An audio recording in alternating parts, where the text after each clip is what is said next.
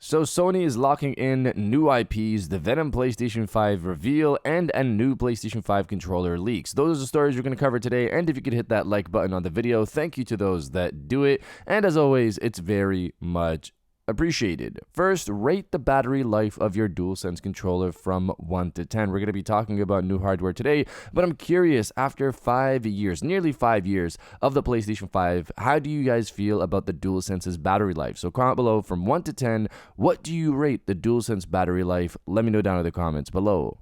Now, diving into the first story of the video, Sony locking in new IPs, confirming big news. Reading from PlayStation Universe, Sony Group is looking to ramp up its acquisition of IPs in order to establish itself as an entertainment trading house, according to a new report from Nikkei Asia. The PlayStation console maker has been growing its investments over the years rather than creating a new IP from scratch, which extends to other areas outside of video games. For example, its investments in Kadokawa, which has an extensive portfolio of young adult novels. The company's investments into IP reached 1.9 trillion yen over the past 7 years, which includes games, movies, and anime. A veteran of Sony has said that the process of purchasing, developing, and combining businesses and IPs is to bolster value as an entertainment trading house and is a strategy that mirrors a number of major trading houses in Japan, including Itochu, Mitsubishi, and Mitsui. Hopefully I said those correctly.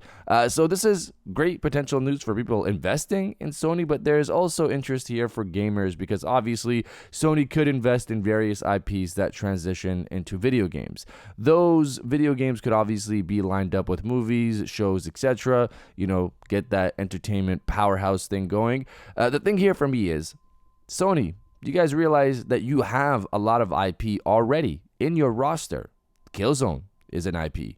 Resistance is an IP. SOCOM, Jak and Daxter, Infamous, Siphon Filter, Sly Cooper, Motorstorm, Medieval, etc. You guys have a bunch of games that are IPs you could use. The Infamous games, for example, should be made into a hero franchise, and they should also get a new game as well with Cole. They should at least take the first step with remaking the games, and I'm only talking about a visual remake unless for the sequel they want to change the ending to make a third game, but even then, you're changing part of the game, and it's mainly a visual remake. Siphon Filter is another example. Remake those games. This is something people want, especially with the lack of stealth titles nowadays, while we wait for, the Splinter Cell remake or for Ubisoft to do anything really much with that franchise.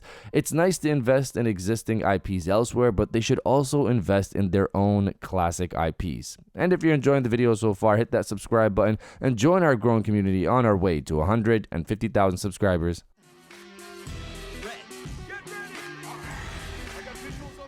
Now, diving into the second story of the video, the PlayStation 5 Venom reveal. So this is something I've wanted to talk about after the reveal and confirmation that Wolverine would be launching in 2026. We got that confirmation recently from the State of Play, so this could potentially shine a light into Insomniac's schedule going forward, and it would be insane if they managed to do this. So Venom had 2 time frames it could have released in, according to leaks from Insomniac.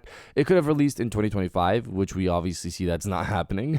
The other time frame we saw it could potentially be releasing in is in 2027. There was another slide that said Wolverine would be launching in 2026, Venom would be launching in 2027, and Spider-Man 3 will be launching, it looked like, in 2028. Now, this would be an insane release schedule from Insomniac, but they've done something like this before, obviously, with Spider-Man Miles Morales, and then Ratchet and Clank, then Spider-Man 2.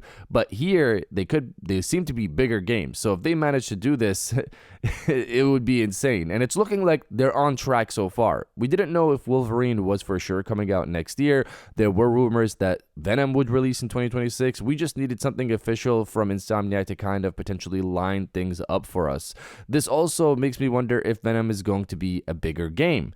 This game is going to lead up into Spider-Man 3 from my understanding, and there were other slides that mentioned breaking down Spider-Man 3 into potentially 2 games, a part 1 and a part 2. Now, what if part 1 has now just become the Venom game? They could expand the original idea of the Venom game and include some of the content they would have included into this part 1 of Spider-Man 3 and make it into a much bigger project. For me personally, I also wonder if they're going to change the city for Venom. Leaks originally, I believe, mentioned New York, but I wonder if that could have changed to partially have a story take place in San Francisco and then move to New York again to lead into Spider-Man 3. That's just a theory, but it would freshen the game up a bit. Wolverine in Madripoor, Venom in San Francisco, and Spider-Man, of course, in New York. Let's see what happens, but you guys let me know if you're excited for what Insomniac has coming next or not. Let me know down in the comments below. Claim me!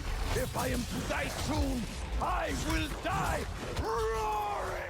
And now diving into the final story of the video, the new PlayStation 5 Pro controller. Reading from Push Square, as Sony reportedly prepares a new PlayStation 5 Pro model for release, word on the street is that the company's also got a revised Dualsense controller ready to go with it. This is another rumor that stems from Polish outlet PPE, who previously claimed that Microsoft's Flight Simulator 24 was on the cusp of being announced for the PlayStation 5. That obviously turned out to be accurate, and so the site now has some credit in the bank. Anyway, this supposed DualSense rework will apparently feature a removable battery, something that no official PlayStation controller has done to date. A removable battery means that you can, well, remove the battery should the situation demand such a thing. For example, if your DualSense's current battery life has fallen off the cliff, it'll be a lot easier to replace the battery itself. Of course, this raises all kinds of questions regarding Sony's potential approach to making yet more money out of controller-related sales. How much do you think official DualSense battery packs are going to cost? Semi-serious jokes aside,